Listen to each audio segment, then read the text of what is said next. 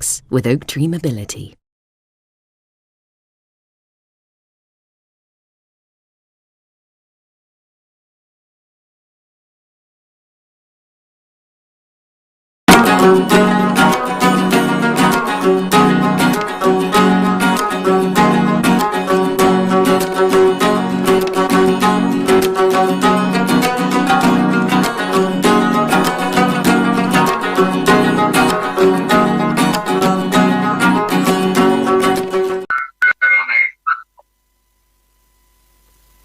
Hello and welcome to MATV Kashmir in focus. नाजरीन, जैसा कि आप जानते हैं, इस वक्त हमारा प्रोग्राम लंदन स्टूडियो से लाइव ब्रॉडकास्ट किया जा रहा है, जिसे हमारी फेसबुक और यूट्यूब चैनल पे जा सकता है।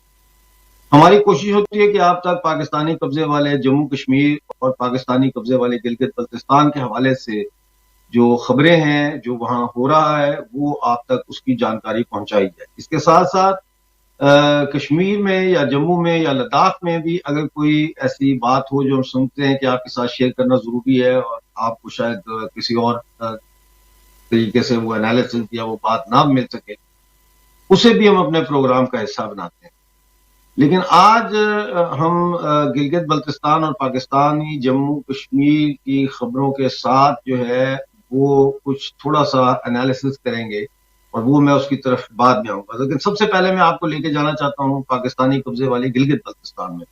नाजरीन, पाकिस्तानी कब्जे वाले गिलगित बल्तिस्तान में जो एक पपेट लेजिस्लेटिव असेंबली है, उसके जो अपोजिशन लीडर हैं अमजद हुसैन एडवोकेट, उन्होंने कहा है कि असल में जो खुराक के मिनिस्टर हैं वो खुद फूड की जो फूड मिनिस्टर है वो खुद गेहूं की स्मगलिंग में मुलव्वस हैं और गेहूं की जो स्मगलिंग है इसकी करप्शन का बाकायदा हिस्सा जो है वो इस्लामाबाद में federal minister for Kashmir affairs and Gilgit Baltistan Ali Amin Gandapur को भी जाता है।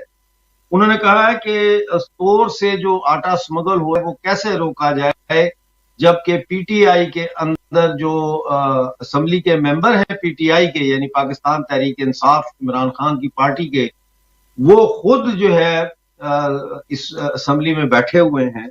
तो ऐसी सूरत हाल में जो है वो गंदम की स्मगलिंग नहीं रोकी जा सकती।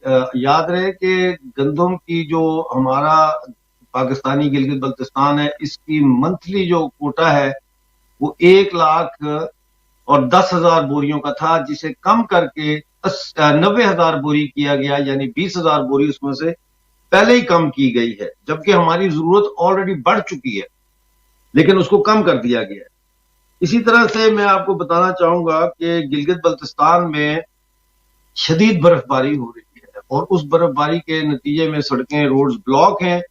और ऐसा ही एक वाकया जो है वो फ्राइडे को पेश आया, जब ट्रैफिक ब्लॉक होने की वजह से, बर्फ की वजह से ट्रैफिक ब्लॉक हो गई और 7 जो है प्रेग्नेंट फीमेल्स वो लेबर में थी और हॉस्पिटल उनको ले जाया जा रहा था, लेकिन उनको अस्पताल जाने से पहले ही उन्होंने डिलीवरी सड़क के ऊपर ही की। 7 ख्वातीन, कुछ जगह पे एम्बुलेंसेस पहुंची और उन्होंने उनकी मदद की, लेकिन ये नहीं हो सका। नाज़रीन, यहाँ पे क्योंकि बर्फ का जिक्र हो रहा है तो थोड़ा सा जिक्र मरी का भी कर लेते हैं, जो पंजाब का एक हिल स्टेशन है, जहां पे पिछले दिनों जो है वो बहुत सारे लोग जो है वो गए बर्फ देखने के लिए, और इसमें मरी में 1 लाख से ज्यादा गाड़ियां जो है हो गई। इसके ऊपर जो पाकिस्तान के फेडरल मिनिस्टर चौधरी खुशी का इजहार किया था और उन्होंने कहा कि इकोनॉमी खराब है, देखें कितने लोग जो है वो करने के लिए आए हैं, लेकिन 24 घंटे के बाद इस कदर शदीद हुई कि में फंस गए और 36 घंटे तक फंसे रहे, जिसके नतीजे से ज्यादा लोग जो है, मोर देन 37 लोगों के जो है वो रात को डेथ हो गई। अब मसला ये है कि मरी के अंदर तो सिर्फ 4,000 गाड़ियों की है और एक वक्त में तकरीबन 35,000 जो गाड़ियां हैं वो मरी में तो फिर ये 1 लाख गाड़ी कैसे दाखिल होने दी, इसको क्यों नहीं किया गया? चेक एंड नहीं था कि भाई बैरियर्स लगे हुए होते हैं, वहां से गाड़ियों को गिना जा रहा हो, तो इतनी ज्यादा गाड़ियां क्यों दाखिल होने थी। लेकिन उससे भी ज्यादा तो काबिले अफसोस और काबिले एतराज है वो ये है कि पूरी मरी में जगह जगह फौजी छावनियां हैं, और छावनियों के ऊपर उन्होंने तार लगाई हुई और जगह जगह लिखा हुआ कि कोशिश करने वाले को गोली मार दी जाएगी। तो गाड़ी वो फौजी कैंपों में भी नहीं जाके पनाह ले सके। होटल वालों ने जो है वो अचानक 2000 का 5000 का जो कमरे का रेट था, उन्होंने कहा 50,000 दें, और लोगों ने अपनी बीवियों के जेवर गिरवी रख के कुछ लोगों ने गए, लेकिन ज्यादातर तादाद जो है वो बर्फ में फंसी रही, जिसकी वजह से ये दुर्घटना हुई। तो इसमें टोटल फेलियर है पाकिस्तान के डिजास्टर मैनेजमेंट अथॉरिटी का, जिसको पाकिस्तान की आर्मी चलाती है, और district administration, government of Pakistan, interior ministry of Pakistan, इन सब का ये फेलियर है। देखते हैं क्या होता है। लेकिन इसी हवाले से गिलगित बल्तिस्तान के जो यूनाइटेड मूवमेंट है, उसके चेयरमैन है मंजूर परवाना, उन्होंने बयान दिया है कि स्कर्दू जो है, स्कर्दू रोड मौत का कुआं बन चुकी है, क्योंकि उसमें इतने खड्डे हैं और बर्फ से वो एक्सीडेंट्स होते हैं। और उन्होंने कहा कि स्कर्दू जो है ना वहां पे ना पानी है, और उन्होंने हदायत जारी की है तमाम नौजवान गिलगित बल्तिस्तान में देखें अगर कहीं कोई मुसाफिर फंसा, मदद की जाए। इसके अलावा उन्होंने कहा कि मुझे समझ नहीं आती कि गवर्नमेंट ऑफ पाकिस्तान लोगों को गिलगित में हॉलिडे करने के लिए क्यों बुला रही है, जबकि उनके लिए कोई बंदोबस्त ही नहीं है, वहां पे किसी किस्म का कोई बंदोबस्त नहीं है। तो उन्होंने ये कहा कि लोगों को सियासत के नाम पर मारने के बाद अब शायद गवर्नमेंट लोगों को सियाहत यानी टूरिज्म के नाम पर चलते हैं। पाकिस्तानी कब्जे वाले जम्मू कश्मीर में, नाजरीन, पाकिस्तानी कब्जे वाले जम्मू कश्मीर में जो डेवलपमेंट प्रोजेक्ट्स थे, 811 डेवलपमेंट प्रोजेक्ट्स जो है वो सिरे से शुरू ही नहीं हो सके, क्योंकि उसके लिए गवर्नमेंट ऑफ पीओजेके के पास फंड्स ही नहीं है। इसके साथ साथ ये भी बता दूं कि 2005 में जो अक्टूबर में ज़लज़ला आया था, उसके लिए जो 760 प्रोजेक्ट थे, उनके लिए 30 बिलियन रुपीस की जरूरत थी, लेकिन वो ना होने की वजह से वो भी अभी तक शुरू नहीं हुए। 2005 कहां और 2022 आ गई। इसी तरह से पीओजेके में हम अगर आपको बताएं तो वहां पे मुजफ्फराबाद में कल Jammu Kashmir national student federation का डिस्ट्रिक्ट कन्वेंशन हुआ है, जिसमें 2 साल के लिए उन्होंने अपनी नई लीडरशिप का इंतखाब किया है।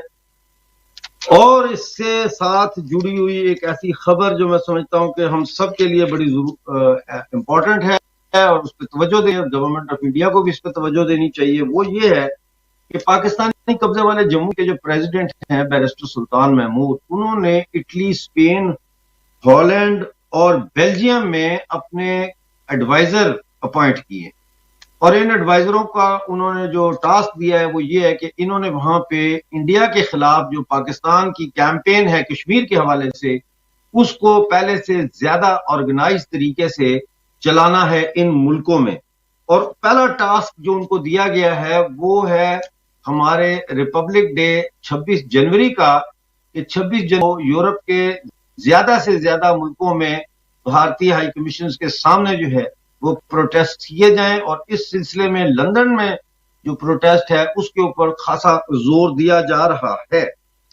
इसके साथ साथ मैं आपको ये भी बताऊं कि 11 फरवरी को मकबूल भट्ट की बरसी के मौका पर भी पाकिस्तान हाई कमीशन और जो दूसरी कश्मीर पाकिस्तानी कब्जे वाले जम्मू कश्मीर की जो मुख्तलिफ तंजीमें हैं, पपेट तंजीमें हैं, वो पाकिस्तान लंदन में बहुत बड़ा मुजाहरा प्लान कर रही हैं। और मकबूल भट्ट के बारे में मैं आपको बता दूं कि मकबूल भट्ट को 11 फरवरी 1984 को तिहाड़ जेल दिल्ली में फांसी दी गई थी। उनके ऊपर इल्जाम था, उनको सजा जो हुई थी वो इसलिए हुई थी कि श्रीनगर में वो एक बैंक डकैती कर रहे थे और बैंक डकैती के दौरान जो है उन्होंने बैंक मैनेजर को कत्ल कर दिया, जिसके बाद वो गिरफ्तार भी हो गए और उन पर मुकदमा चला और उनको सजा हुई। लेकिन मकबूल भट्ट जो है ये पाकिस्तान की सहूलतकारी करते हुए इन्होंने 1971 में भारत के गंगा तैयारे को बाकायदा अगवा करवाया और अगवा करवा कर पाकिस्तान लेके आए लाहौर में, और फिर उस तैयारे को आग भी लगा दी गई थी। तो बहुत तफसीर है लंबी, लेकिन मैं उसमें फिलहाल नहीं जाऊंगा। हम फरवरी में मकबूल भट्ट के ऊपर प्रोग्राम करेंगे खुसूसी, उसमें हम ज्यादा आपके साथ डिटेल में बात करेंगे। खौफनाक बात यह है नाजरीन के पाकिस्तानी कब्जे वाले जो जम्मू कश्मीर है 6 फरवरी होने जा रही है खत्म नबूवत कॉन्फ्रेंस जो है ये पाकिस्तान के क़यामत वाक़िफ़ हो गई थी। और उस जमाने में इसका काम था कि जब भी लोग उस वक्त की मुस्लिम लीग, क्योंकि पाकिस्तान नया नया बना था, उस वक्त की मुस्लिम लीग की हुकूमत के खिलाफ आते तो तहरीक खत्म नबूवत को एक्टिव करना था, जगह तहरीक लबैक पाक किया जाता है, और वो डेमोक्रेटिक मूवमेंट जो है उनको सबोटाज करता था। और इस तरीके से, और यही तहरीक खत्म नबूवत के जरिए एक मसनूई जाली दबाव समाज किया गया और कादियानियों को जुल्फिकार अली भुट्टो ने अपने से जो है वो बिल पेश करके उनको दिलवाया। नाजरीन, कश्मीर में होता है कि मैं आपको बताता रहता हूं कि पाकिस्तानी कब्जे वाले जम्मू कश्मीर मुसलसल मुजाहरे हो रहे हैं, सिविल, सोशल, पॉलिटिकल, इकोनॉमिक मुजाहरे हो रहे हैं लोगों के, और को अब सैबोटाज करने के लिए और जम्मू कश्मीर है वहां पे जो डेवलपमेंट उस तवज्जो हटाने के लिए ये मजहबी जुनूनी मौलवियों का जो इज्तिमा है, इकट्ठ है, जो कॉन्ग्रीगेशन है, ये मुजफ्फराबाद में 6 फरवरी को किया जा रहा है, जो कि हमारे लिए परेशानी का बायस है। नाजरीन, कश्मीर में मजहब और सियासत जो है इसको गठमट, और ये कैसे हुआ, आज मैं इसी के ऊपर गुफ्तगू करना चाहता हूं। और इस हवाले से मैं ये बता दूं कि पहली गोलमेज कॉन्फ्रेंस जो हुई थी नवंबर 1930 से जनवरी 1931 तक लंदन में, उसमें कांग्रेस पहली गोलमेज कॉन्फ्रेंस में शरीक नहीं हुई, क्योंकि इनके बहुत सारे तो लोग जेलों में बंद थे, क्योंकि ये उस वक्त आंदोलन हो रहा था, उसका मूवमेंट चल रही थी नॉन की। और दूसरा ये है कि इसमें प्रिंसली स्टेट्स जो है उनका कलेक्टिवली जो था वो इलेक्ट किया गया और सिलेक्ट किया गया था। महाराजा हरि सिंह जो है वो अंग्रेज ये चाहते थे कि गोलमेज कॉन्फ्रेंस में भारत की मुकम्मल आजादी की बात ना हो, लेकिन महाराजा हरि सिंह ने लंदन में गोलमेज कॉन्फ्रेंस में ये मुतालबा किया अंग्रेजों से कि वो हिंदुस्तान को मुकम्मल तौर पर छोड़कर उसको मुकम्मल आजादी करें। मैं अपने गेस्ट को इंट्रोड्यूस करूंगा। आज मेरे साथ आपके जाने पहचाने major general A.K. Siwach, former territorial army हैं, और आपके हमारे अब जो नए हमारे साथ पैनलिस्ट लास्ट टाइम भी जुड़े थे, सुभाष शर्मा जी, जो सीनियर जर्नलिस्ट हैं और पॉलिटिकल कमेंटेटर हैं। मैं आप दोनों का स्वागत करता हूं जी। नमस्कार, thank you very much for joining. नमस्कार।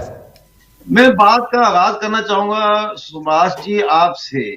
ये बताएं कि कश्मीर, जहां पे कश्मीरियत थी, जहां पे लोगों में इतना भाईचारा था, सब खुशी से रहते थे और कभी वहां कम्युनल वायलेंस नहीं हुआ, तो आप कैसे देखते हैं कि ये जो महाराजा हरि सिंह के खिलाफ 1932 में जो वाकया हुआ है, इसको कैसे आप देखते हैं? बिल्कुल मिर्जा साहब, देखो एक बड़ी इम्पोर्टेंट चीज है। सुभाष शर्मा जी से मैं कर रहा हूँ, सुभाष शर्मा जी। अच्छा, आपके पास आता हूं मैं। बिल्कुल बिल्कुल, हाँ शर्मा जी। सबसे पहले तो आप सबको नमस्कार, मेरे को-पैनलिस्ट मेजर जनरल सिवाज साहब को भी नमस्कार, और डॉक्टर मिर्जा आपको नमस्कार, एंड साथ ही very warm good evening to all our viewers. जो डॉक्टर मिर्जा साहब कह रहे हैं ये बहुत ही एक डीप रूटेड क्वेश्चन है असल में, और इसकी यदि हम हिस्ट्री की तरफ जाएंगे तो जैसा कि महाराजा हरि सिंह का नाम डॉक्टर साहब ने लिया है, Maharaja Hari Singh was a true statesman and he was a very visionary leader. Princely states में यदि हम देखेंगे तो ऐसे कम नमूने सामने आते हैं, कम राजे महाराजे सामने आते हैं जो उस तरह की उस दौर में बात कर सकते थे कि जो डोमिनियन हमारा स्टेट होगा, वो जो स्टेटस चाहते थे महाराजा हरि सिंह, उसके पहले उन्होंने, जैसा कि आप सब जानते हैं कि जैसे ही उनको क्राउन मिला और जैसे ही वो गद्दी पर बैठे जम्मू कश्मीर के महाराजा के बतौर, उनके अंकल की डेथ के बाद में, उन्होंने सबसे पहले जो प्राइमरी एजुकेशन थी उसको कंपलसरी किया जम्मू कश्मीर स्टेट में, और साथ ही चाइल्ड मैरिज का प्रोहिबिशन किया। ये उस समय बहुत बड़े कदम माने जाते थे, जो कि पूरी वर्ल्ड के आज की जो डेवलप्ड कंट्रीज हैं उसमें भी लोग बहुत बाद तक ये बात सोच पाए। लेकिन Maharaja Hari Singh, because he was a true statesman, a very visionary leader, तो जो काम जम्मू कश्मीर में उन्होंने किया वही बात उन्होंने एम्परर जॉर्ज फिफ्थ के सामने रखी, और वहां बड़ा हड़कंप भी बचा, और जो कूटरी बनी हुई थी अलग अलग इन प्रिंसली स्टेट्स की भी, उनमें भी हड़कंप बचा कि किस तरह की बात महाराजा कर रहे हैं।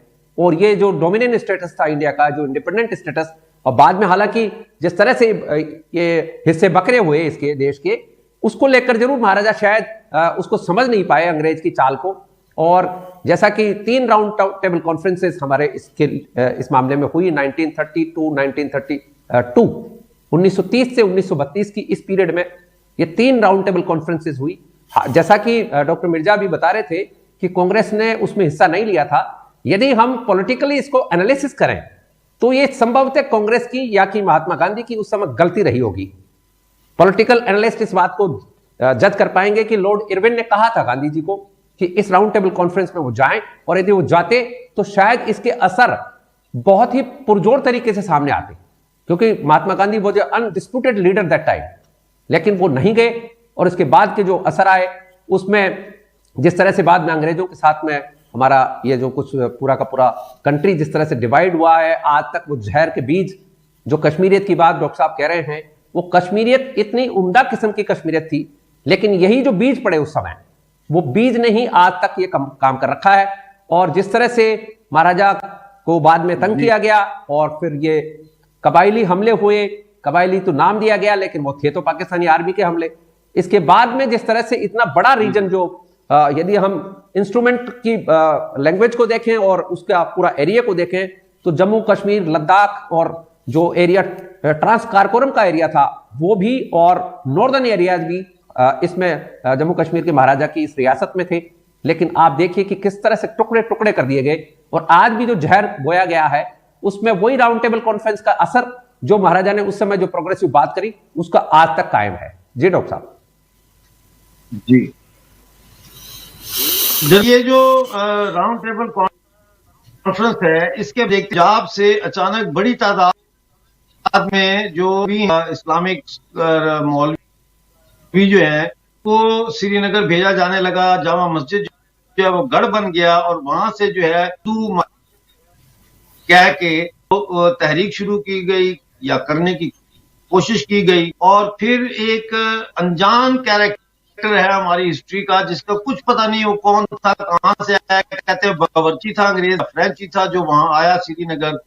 उसने मस्जिद में जाके भड़काली की, और उस तकरीर से भड़क कर लोगों ने जो है वो मुजाहरा किया, तो उसको गिरफ्तार किया, और उसके लिए फिर श्रीनगर जेल के बाहर मुजाहरा होता है, और वहां पे अल्लाह अकबर के नारे लगते हैं, और वहां पे कहते हैं गोली चलती है। लेकिन हमारी जो इत्तला है, खोज है, वो तो ये है कि गोली जो है वो बलवाइयों ने पहले चलाई। बहरहाल इस पूरे सिचुएशन को, इस वाकये को आप कैसे देखते हैं कश्मीर के अंदर रिलीजियस हार्मनी के प्रश्चे उड़ाने में? इसका क्या रोल है? मेरे से सवाल कर रहे हैं? नहीं, मैं जनरल साहब से।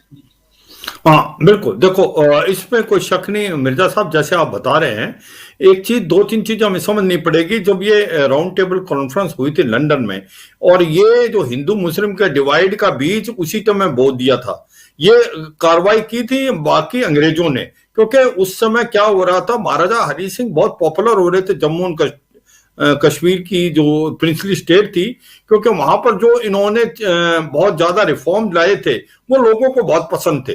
तो जब वो यहां से एब्सेंट थे, उसका फायदा उठाते हुए अंग्रेजों ने, और कहीं ना कहीं नाम आता शेख अब्दुल्ला का, उन्होंने भी ये इंजीनियर किया था इनके, जब ये यहाँ नहीं थे तो मौलवीज को बुला के हिंदू मुस्लिम राइट्स कराए, और उस समय ही ये बीज बो दिया गया था। और आप उसको देखें कि जो अंग्रेज था ब्रिटिश इंडिया का, श्रीनगर में, उसका भी बहुत बड़ा रोल था, जो पुलिस और एडमिनिस्ट्रेटिव का मिनिस्टर था। तो हुआ क्या कि एक प्रकार से जो हम बात करते हैं कि ये हिंदू मुस्लिम डिवाइड की, वो आज नहीं, वो उसकी जो जड़ें हैं इन्होंने उस समय बोई थी, और वो फिर तंग किया इसमें कश्मीर के अंदर जो एक फोर्ट लाइन बन के आगे, वो एक फोर्ट लाइन पहले भी था और अब भी है।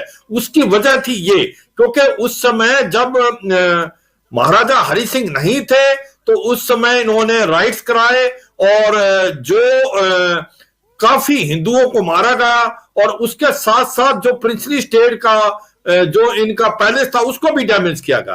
तो ये वजह एक ही थी कि किसी प्रकार से अंग्रेज चाहते थे कि महाराजा हरि सिंह पे प्रेशर डाला जाए और वो हमारी बात सुने, क्योंकि वो बहुत ज्यादा अच्छा रिफॉर्म कर रहे थे, उनकी पॉपुलैरिटी लोगों के साथ हो रही थी, वो उनको नापसंद थी। तो ये एक बहुत बड़ी वजह थी, और उसके कारण क्या था, वो प्रिंसली स्टेट जितनी भी थी इंडिया में, उसके भी एक वो लीडर इमर्ज कर रहे थे, और एक कहीं वो फ्रीडम स्ट्रगल की बात कर रहे थे, वो नापसंद थी अंग्रेजों को। तो वो उन्होंने ये हिंदू और मुसलमानों के डिवाइड का फायदा उठाया, और उस समय मौलवीज को लाया, और उन्होंने एक प्रकार से अल्लाह अकबर के नारे लगाए मस्जिदों में, और वो हिंदुओं के अगेंस्ट भी आए, और जो महाराजा हरि सिंह थे उसकी जो पैलेस थी उसको भी डैमेज किया। तो सच्चाई ये है कि उस समय ही ये बीज बो दिया गया था। ये जो एक बड़ी अनफॉर्चुनेट इंसिडेंट है, और इसमें शेख अब्दुल्ला का एक नेगेटिव रोल दिखाया गया है। अगर आप हिस्ट्री को पढ़ें तो कहीं ना कहीं उनका भी रोल था। तो दो तीन बातों हमें ध्यान देनी पड़ेगी। एक तो अंग्रेज नहीं चाहते थे कि महाराजा हरि सिंह बहुत पॉपुलर हों, क्योंकि वो एक रिफॉर्मेटिव लीडर थे और उनको लोग काफी खुश थे उनसे। दूसरा, वो ये नहीं चाहते थे कि प्रिंसली स्टेट के अंदर आपस में यूनिटी हो। तीसरा, वो नहीं चाहते थे प्रिंसली स्टेट और बाकी जो भारत की दूसरे स्पेशली इंडियन नेशनल कांग्रेस है उनका आपस में समझौता हो, क्योंकि वो डिवाइड एंड रूल की पॉलिसी में थे। और इसलिए उन्होंने, जब महाराजा हरि सिंह एब्सेंट थे, उस समय का फायदा उठाते हुए उन्होंने राइट्स को इंजीनियर किया।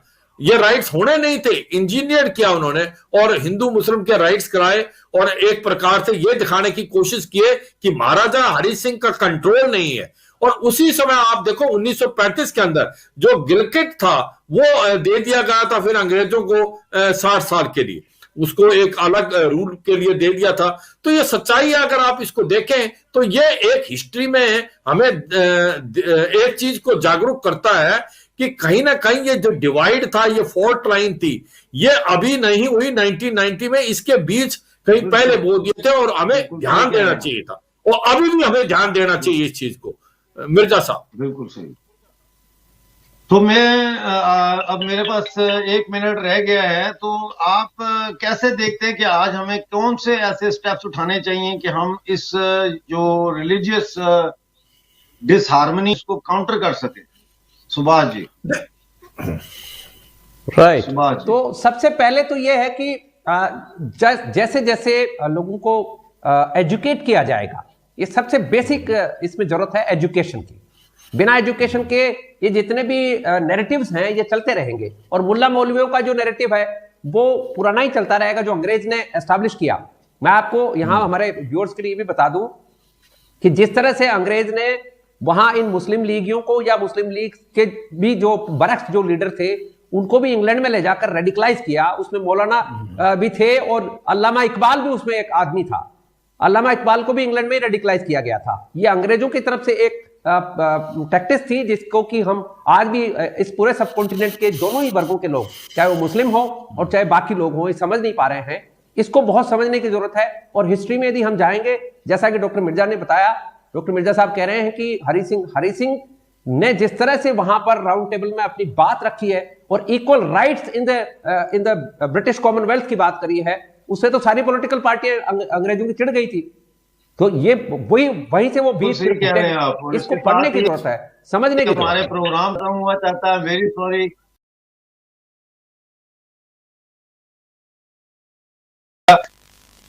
अब आपसे होगी थर्सडे को शाम 6:30 बजे लंदन टाइम लाइव। मैं अपने मेहमानों का और आप दर्शकों का बहुत बहुत आभारी हूँ। Thank you very much. जय हिंद। जय हिंद। जय हिंद। Thank you.